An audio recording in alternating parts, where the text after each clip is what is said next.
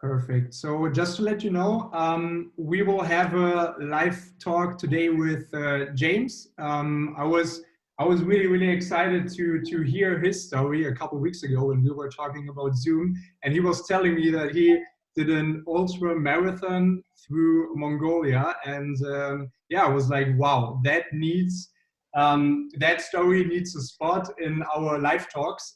First of all, welcome everybody. I'm not sure if you guys know us or if there's anybody from you as well, James.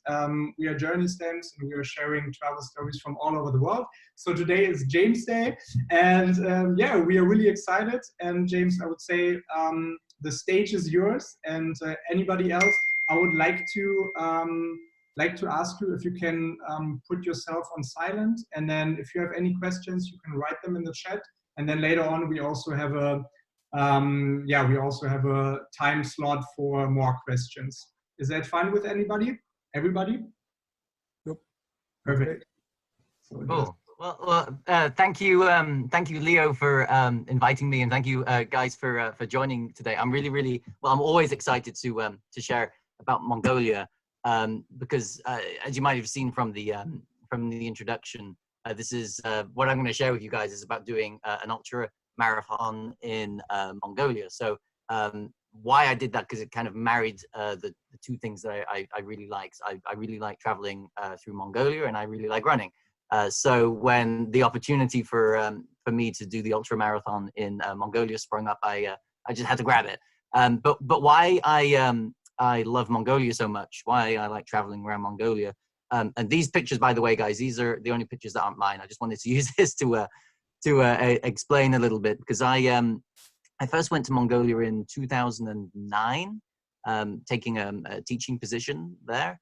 And despite working there for a year, I spent basically my whole time in Ulaanbaatar, in the capital.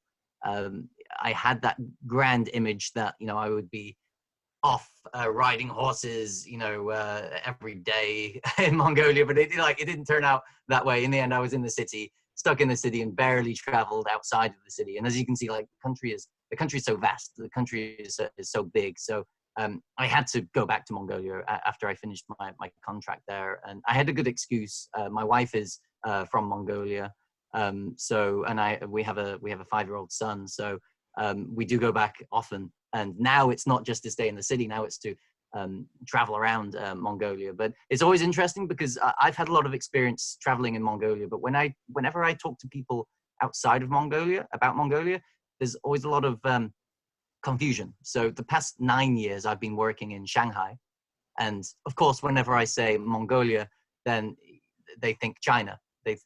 Foreigners and Chinese alike always, so everyone speaks Chinese there. Like, no. Mongolia is its own country. It's not Inner Mongolia. There's always that big confusion. The other thing is Genghis Khan, right? So I think us Europeans, we were brought up to think of Genghis Khan as a bloodthirsty warrior that just went around killing people, right?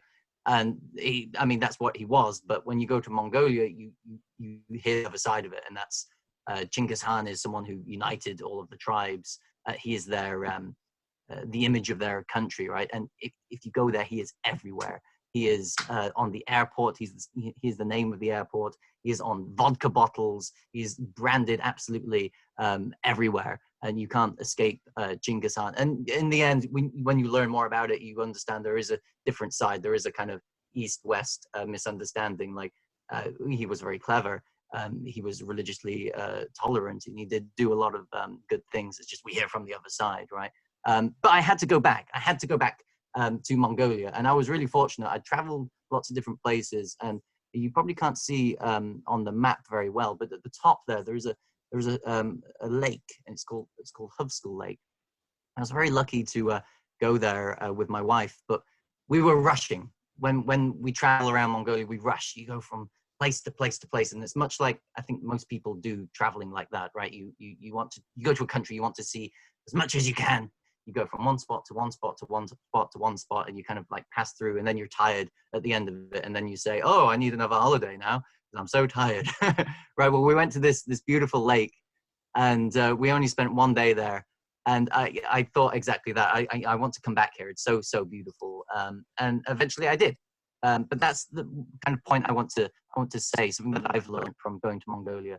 It's something that I think is very valuable, especially a country like Mongolia, where you have to travel, you have to spend a lot of time in the car. Is don't try to see everything. Just go to a beautiful place and stay there for a while, right? So this was the beautiful place, and I don't think the photos, I put a lot of photos in this. I don't think it really does it justice. But even I'd been there before, I couldn't stop taking photos. This was the evening that we arrived at the specific tourist camp that I'd been to before. It was the exact same tourist camp. But I thought it was spectacular. And what I was so happy about was I was going to be spending 5 days there. And I'll get to it about the run, right? So one of the days spent would be running. 3 days before that was just sitting there, enjoying.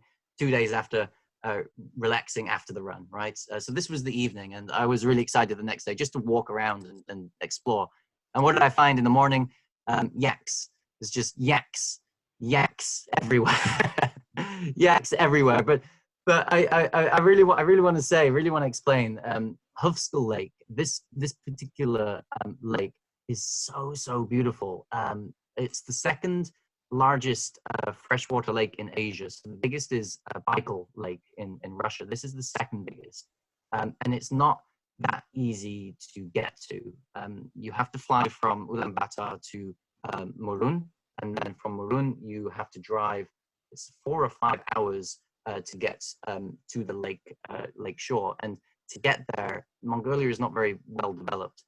There's parts where there's no road. You're driving on a dry riverbed to get across onto a road that circles the lake. So it's quite like off the beaten track, if you like, even though it's becoming a bit more developed, if you like, in the sense that there's more tourist camps around the lake shore, but it's really still kind of, it's out in the wilderness. And when you travel around Mongolia, you find that most of the country is just empty. It's a country of, my wife always tells me this is like 3 million people in the country, but it's a huge country, and 75% of those people live in that one small city. That means the countryside is just vast and empty, right? And that's, for me at least, that's one of the draws to go there. And just, yeah, I spent that morning, I remember just walking around, taking pictures of this, that, and everything. And I might have to mention the lake, right? So for most of us, the first thought when I first went to this lake was, I want to swim in the lake. Really wanted to swim in the lake.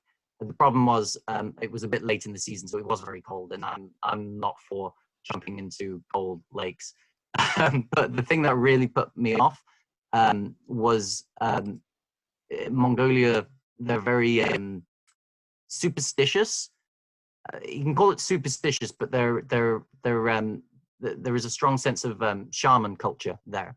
So they say that the mountains have a spirit, lakes have a spirit, the forests have a spirit, and you have to be very careful not to offend these spirits. So if you go up a mountain, you should never pick up a rock and move it to a different spot. If you do pick up a rock, you should put it in exactly the same place that you found it. If you don't, then you risk disturbing the spirits. And the same for lakes. You should be very careful when you swim in the lakes. And the one example was my wife and father-in-law. We were at another lake, and they told me that particular lake, the spirit is a woman, and you as a man, you should not swim in this lake because the spirit likes to take men, likes to drag men down to the bottom of the lake. So that completely freaked me out for swimming in lakes. So it's interesting, but you know, when you hear the locals speak about, they have a lot of respect for the nature, so they won't chop things down needlessly, they won't move things needlessly. They'll be very respectful for anything that they do in the countryside, in nature, right? And there's another I want to quickly skip over. There was one I would say, respect the power of nature. There was one day I was walking around, there's just amazing rainbows everywhere. Like, working in Shanghai for so long, being in the city, you know, you don't see the sky. I guess it's the same for most of us living in the cities. You just see, you know, buildings, and going to this place, seeing the sky is just amazing, especially the clouds. And it was at this moment I got a little bit scared, actually, with the clouds there, because I can see, well, there's probably a storm coming. And I had a bit of a nasty experience again, not on this trip, but on a previous trip with my wife.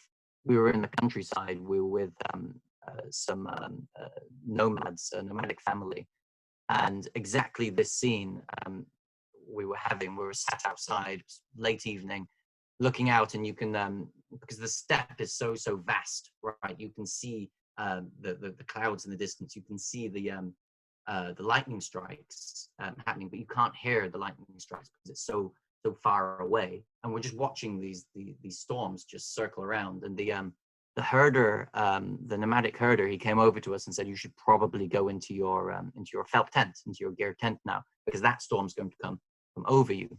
It's going to pass over us." So we get into our gear tent. We get our son into bed, get him changed, and we can hear the storm start. It's just pattering with rain to begin with, windy a little bit, but then suddenly the whole gear tent starts to shake. And the way that the gear tents, the felt tents are set up, it's like wooden lattices, right, around the outside of the inside of the gear tent.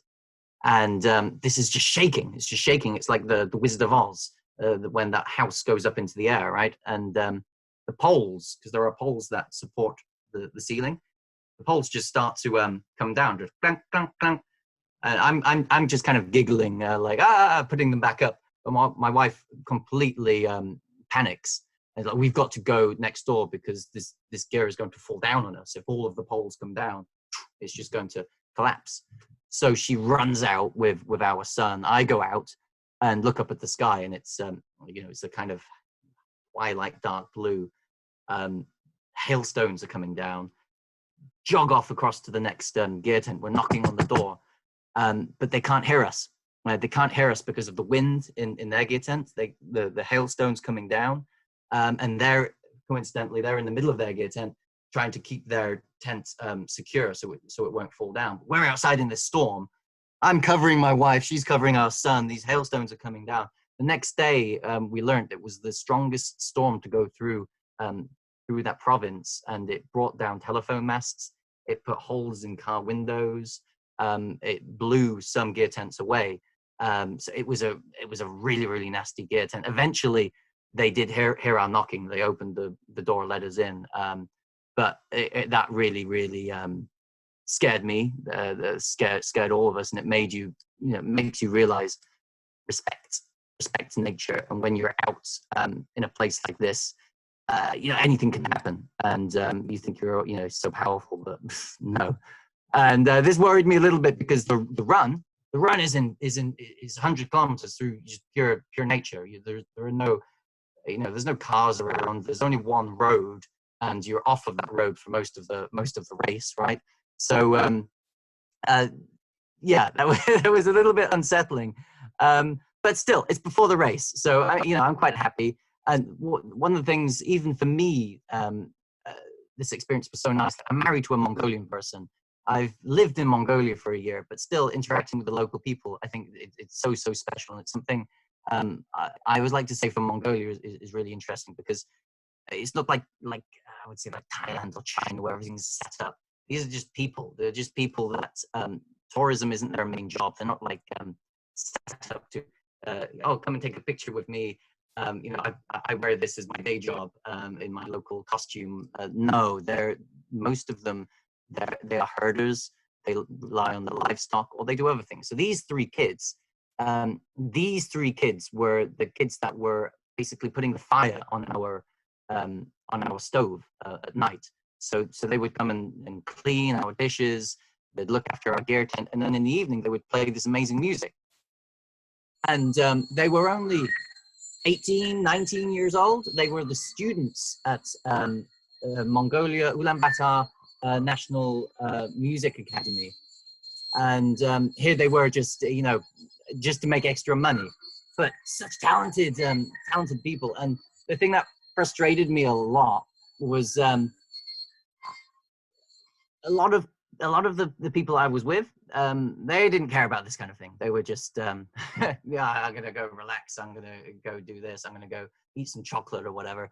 They weren't bothered by the culture. But I would really say, Mongolia, the music is amazing. The people are real. They're not fake. They're real people that have the real culture.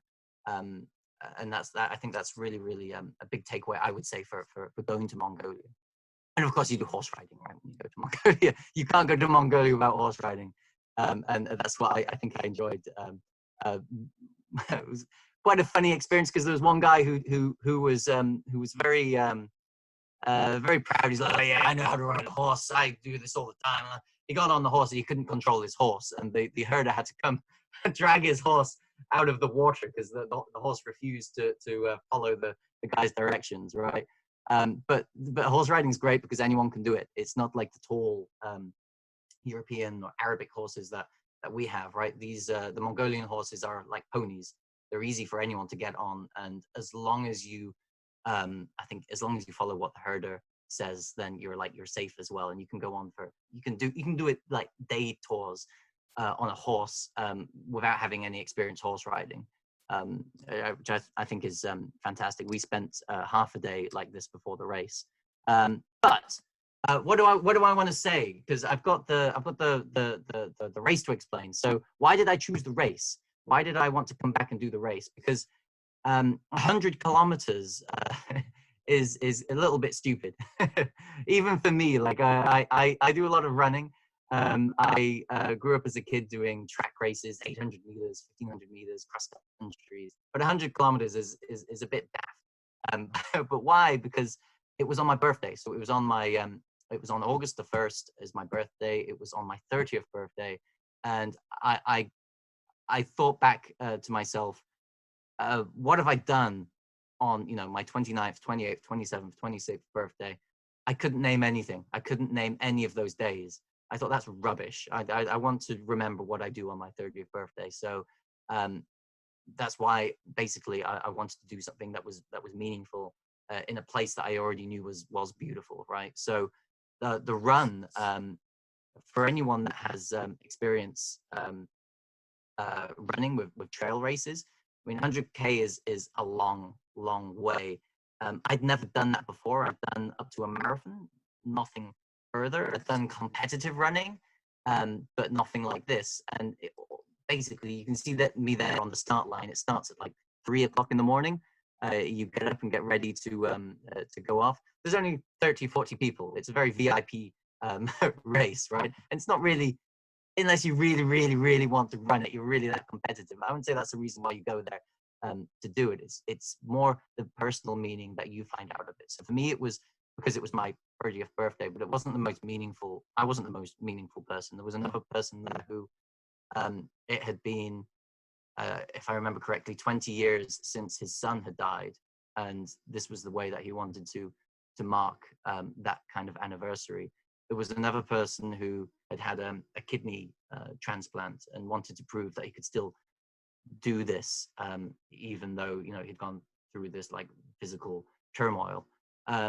And hearing those stories, that made me think, well, maybe I can't do it for every birthday, but I should make more of an effort to do something with meaning, right? And so yeah, the race started. As you can see from this, it's called Mongolia Sunrise to Sunset because you go from sunrise to sunset. But you notice the picture. There are 2 mountains there, so that's basically the run. You can choose 42 kilometers or 100 kilometers. Either one, you're going to go up those 2 mountains, and the first mountain is higher than the second. If you do the 100 kilometers, then you just put yourself through pain through the rest of it. That's what we're going to show you. So it's really cool. You start off before sunlight, and you run off into a forest. Straight away, because you're running through a forest, you can't be as a group. You all file out, right? By the time you come out of the forest, there's already massive gaps between you, and you're on your own. And you're going to be on your own for pretty much the whole day. That was me at the top of the first mountain. And thankfully, as you can see, it's a cloudy day. The previous days have been beautiful, sunshine, but the cloud meant it kept cooler, which meant I could possibly survive the whole run, right? So we went up the first mountain. I was like, yeah, good. I feel really good. Got to the, well, I didn't even take a picture of the first checkpoint. You had a checkpoint every 12 kilometers where they would, you had to sign in at the checkpoint, because a lot of this is kind of like off-road. You had to follow markers. So they need to know who has gone to each checkpoint to check that you're safe, right? And you have to finish before sunset. If you're not there before it's dark, then they have to bring you back. But they have to know where everyone is, because it's so kind of off-road. But I get up the first mountain, coming down the first mountain, those are the only two people I was with, and this is in the first 10 kilometers. It's already, I'm by myself, questioning why I'm doing this. Then get to 24 kilometers. There's a bit of a blurry picture, but feeling good. Go up the second mountain, still feeling good, and it's just beautiful scenes. Actually, this little loop going up the two mountains, it brought us back to the tourist camp, the pictures I showed you earlier. We finished back marathon at the camp, and then go on to do the 100 kilometers. And after 42 kilometers, I found this guy. Those two guys left me. I was starting to tire, but then after probably 50 kilometers, he left me, and I was on my own, just trying to get to each checkpoint every 12 kilometers. And there's an amazing group of people. They would they greet you at each checkpoint, but it was a very lonely run. And you can see me there. I get to 65 kilometers. You see there, it is 76 kilometers, 88 kilometers. And then the last photo I took was was this one, because I knew that I was almost back. And that last 10 kilometers, I've never experienced anything like that. That was me telling myself, I can do it. I know where the finish line is. You can do it. You can do it. You can do it. I got to the finish line in tears with myself, and the organizer brought out a cake with 30 on it, and everyone sang happy birthday. And I will never forget that. I've forgotten 29, 20. I've already forgotten 31. I'm already coming up to 32. I won't forget that moment crossing the finish line at 30 years old, doing 100 kilometers. And really the message I wanted to tell you guys, I mean, Mongolia is a beautiful place if you want to go. But from my experience traveling, if you're going to spend money, any amount of money, because we can travel aimlessly, but if you're going to spend money, a decent amount of money, make sure it's on something meaningful. Like, why are you taking this trip? And not just to see or to tick something off or experience something like a bucket list, but what true meaning are you getting out of it? And if it's something that you don't think you will remember after 5, 6, 7, 8, 9, 10, or when you're an old person, sat there unable to move around, is it really worth it? You want to do things that have meaning. And that this is my my little medal I got at the very end of it. It's not it's not in your face. It's not big. These marathon medals. It's just a nice little trinket for me to remember 100 kilometers. Yeah. And so I would that was the next day. Beautiful sunshine. I got to relax going across the lake. What I would really love to mention Mongolia sunrise to sunset, because for anyone that is interested in running, that race is not for profit. It's set up by a guy, coincidentally, that works in Shanghai, similar as I did, and he basically just gathers the people, advertises, brings them there. The money, the profit of the whole thing goes to the lake. It goes to the national park. It goes to maintaining the Hovsgol Lake area and the people that look after that area. So it's an amazing niche, I think, special experience. And also for myself, I mentioned that my wife is from Mongolia. We run tours in Mongolia, so that's why I have quite a lot of experience traveling around in Mongolia. And the great thing is, actually, from this running experience, has guided us a lot in how we want to make our tours more meaningful, because there are a lot of tour operators, and especially in Mongolia is a difficult place to travel by yourself. But making a trip that has meaning, that brings the right people together, and that is slower paced, not trying to see absolutely everything. Yeah. So guys, please go to Mongolia. would be my last message. It's worth it. And for you guys, I'm guessing the vast majority of you are Germans that are listening in. It's amazing because you guys have a direct flight to Ulaanbaatar, which not a lot of countries have. Only, well, mostly Asian countries do, but only I think from Moscow and Frankfurt do you have the direct flights, which is pretty special. Yeah. Thank you very much, James. Thank you very much. I think we can all unmute us and clapping in our hands, because it was really, really interesting. And yeah, I think you are a role model when it comes to willpower. Running for 100 kilometers is absolutely crazy. I would like to know, maybe you guys can also think of some questions that you want to ask to James, or maybe write them in the chats if you want to ask them like this. But I want to know, like, how, I mean, if I want to do a 100-kilometer run, what do I need to do? Like, how? Okay. Well, for me, it's fairly okay, because I had experience with running, so I've grown up doing a lot of running, athletics. So for me, when I decided I was going to do it, it was just training, just doing lots of long, slow runs, right? But having said that, I don't think you it doesn't have to be you have that experience with running. I mean, for this particular run, it's 42 and 100 kilometers, right? There was one lady from America who was the cousin of someone who ran the 100K. She just walked the 42K. Had a fantastic time, and more like, you know, she combined travel with, you know, exercise and being with her close family, right? So you don't. I think when we see things like the London Marathon, Berlin Marathon, these kinds of things, you feel, you know, it's very competitive, right? And you see everyone's, like, you know, limbering up, and they've got to race. This really isn't. This is, like I said, it's like 30 odd people running, and people of completely different ages. There was a guy who, he does a lot of marathons. He goes there every single year. He's that time he was in his early 70s, and he was hoping to do the 100 kilometers, but he stopped and just did the 42. So I mean, it helps if you have some exercise background, but for this one, you don't necessarily have to. I mean, anyone can, as long as you're fit enough. Okay. You can get up the mountain. You can walk up that mountain at least.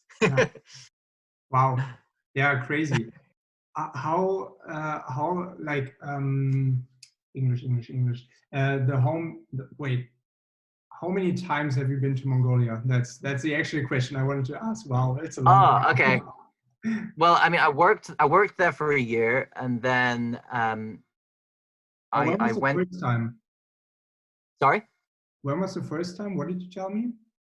2009. That was okay. the first time. Yeah, 2009. Then I went there basically every kind of 2 years. I think I've been there four times now. Going down to the Gobi and central Mongolia, and then northern Mongolia, where the lake is. But there's still places. I mean, I really want to go to the West Altai Mountains. Some of you guys might have seen it with the Kazakh eagle hunters. That's what is a famous spot for the eagle hunting festivals there. That I haven't done. I mean, it's a big country, right? So a lot of people think of Mongolia, they think, the kind of like horse riding and then Gobi Desert, but there's a lot of diversity with people and with landscapes. Yeah. Right. I mean, if there's 75% people living in UB, and it's one of the one of the 10, 20 biggest countries in the world. I don't know, but it's huge, right? So there must be so much nature. That's crazy. And I think the part where you were telling that people respect the nature so much that they say that they have spirits, that is really, really interesting. I mean, I wouldn't go so far that we should I mean, in our culture, to think that the nature is spirit, probably, but to have this approach that nature is more than just a resource is a great way to think. I think. Yeah. Well, it's interesting. I remember hearing a story of one of the sacred mountains in Mongolia. So they have these sacred mountains where they kind of similar to Tibet, where they put the kind of like shrines on top of the mountain. And this particular mountain in Mongolia is spiritual. They do processions there every couple of years. And there was a story of a foreign group of tourists being led up. They were doing a hike up the mountain, and some freak accident happened, and basically everybody died. This whole group died. They sent out rescue crews, helicopter crews, to try and find these people. And it's not even it's not like going up Everest. It's like quite a low mountain. It's not snow capped or anything. It's not difficult to climb. It was just some freak weather accident, kind of like what I described to you guys, like what happened to me and my wife, and just killed the whole. And the locals put it down to the respect for the mountain. They didn't follow the thing they should do before going up the mountain. They weren't respectful. They maybe moved rocks or things, which I'm always like, yeah, well, whatever. But the more that I hear these kinds of things, not necessarily believe it, but the locals obviously believe things for a reason, right? Right. Yeah. That's probably a good point to know when traveling to Mongolia. Yeah. Okay, I wanna ask our fellow travelers, our travel community here. Do you guys have any questions for James? You can unmute yourself. You can just ask, or you can write in the chat. If you have any questions, then go ahead. Is there someone? I just want to say you have my fully respect. Amazing what you've done. Well, lots of people do it every year. I really, if like I said, anyone can really do it. The people of all ages, all abilities, and like for me, I mean, being 30 and doing the run is like, yeah, pretty easy. But like the guy who had a kidney transplant and did the run, he finished the 100K. He was a long way behind me, but he finished it. The locals get involved. People of all ages do. Some people manage it, some people don't. But yeah, I wouldn't do it again in a hurry. Fair enough. But you did marathon or long Yeah, distance? I did do a marathon before. Yeah. And if I see on picture, there wasn't a real track on the run. Am I right? Yeah. So that's really interesting. Yeah. So what you had to do, you can't see anything here, right? Because you had to follow kind of like orienteering. We had a map, but we were just advised to get the map out if we got lost. We had to follow these markers on the ground. So it was, I believe it was like a stone that was painted red, or they would paint part of the tree trunk red, like just put a little sliver of paint on, so people know, oh, okay, I'm going in the right direction. No. I ask because I find it a lot more difficult to run through grass or, Yeah. If there's a track, it's more simple. So I run for myself, but I never did a long distance run through landscape without any track. So I think it's difficult. Yeah, because you might fall over, right? You have to watch where you're running, and when you're somewhere beautiful, like you want to look up, right? But you're like, no, I can't look up. I've got to look at my feet. I've got to check I don't fall over, right? You got to check there's no holes in the ground, right? Which is a bit disturbing. You have to stop every now and then. And how long did you need? Oh, I forget the exact time now. I got back at 5:30, so we set off at 3 o'clock. So that's what, 12 and a half hours. 15 and a half hours. Yeah. Wow. Yeah. Just before it started getting dark again. Okay. Thank you. Yeah, and for me, for that, I mean, I ran maybe half of it and walked the other half of it. Ah, okay. There was no way I could run the whole thing. It was just forced, like your legs just had to stop. Crazy. Okay. Yeah. Okay. Wow. Yeah. Really, really interesting. I just see we have 3 more minutes, so I would love to, or I would love have you to ask more questions if you have some, and then we come to an end, unfortunately, because we are limited on time. Yeah, but if you have any more questions, then just go ahead. Is there any? Doesn't seem like it. Well, but well, one thing I might add, guys, just for Mongolia in general is if you end up going there, or if you want to go there, the one thing I would really, really recommend is staying with the nomadic people. So, like I said earlier on, it's really, really a kind of special experience, because the nomadic people, they are not in Mongolia. They are not poor. They have a lot of livestock. Their livestock are worth a lot of money. So a lot of people welcome in tourists. It's an extra bit of cash flow for them, but it's not what they rely on. It's not like what I was saying with other countries. You know, it's kind of a bit of a fake setup. If you go to stay with a nomadic family, it's very real. Like, these are people that are living off the land, living off the livestock, and practicing a tradition they've been doing for for hundreds and hundreds of years.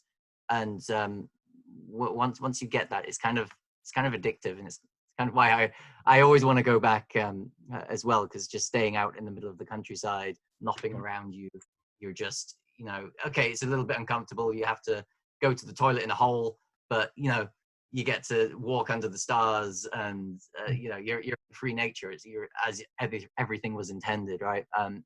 I always say that's a real special experience in Mongolia, and something that's very real. Yeah, it's not a fake thing. It's a real experience. Very good words, James. Thank you very much. I just see we have less than a minute, so I would like to at least say thank you to you for this great presentation. Cool. And if there's any questions afterwards, text us or text James directly, contact us, and then we will set you guys up as well. Have a good night. Cool. Thank you very much, everybody. Thank you, James. We'll stay in touch, and hopefully see you all soon. Bye, Thank you. Bye, guys. Bye. Bye.